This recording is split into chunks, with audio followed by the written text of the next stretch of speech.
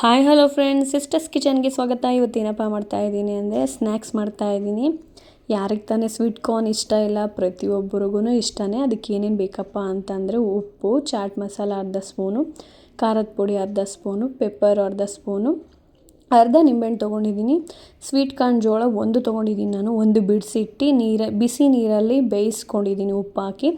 ಆ ಬೇಯಿಸಿರೋವಂಥದ್ದನ್ನ ಸೋರಿಸಿ ಇವಾಗ ಒಂದು ಬೌಲ್ಗೆ ಹಾಕ್ಕೊಂಡು ಉಪ್ಪು ಹಾಕ್ತಾಯಿದ್ದೀನಿ. ರುಚಿಗೆ ತಕ್ಕಷ್ಟು ಹಾಕ್ಕೊಳ್ಳಿ. ಪೆಪ್ಪರ್ ಹಾಕ್ಕೋತಾ ಇದ್ದೀನಿ.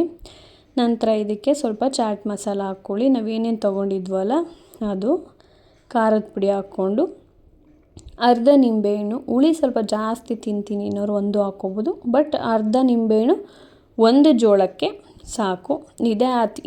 ಇಷ್ಟನ್ನೇ ತಿನ್ಬೋದು ಒಂದು 4-5 ಜನ. ಮತ್ತು ಮಕ್ಳಿಗೆ ಸ್ನ್ಯಾಕ್ಸ್ಗೂ ಸಹ ಹಾಕಿ ಕಳಿಸ್ಬೋದು.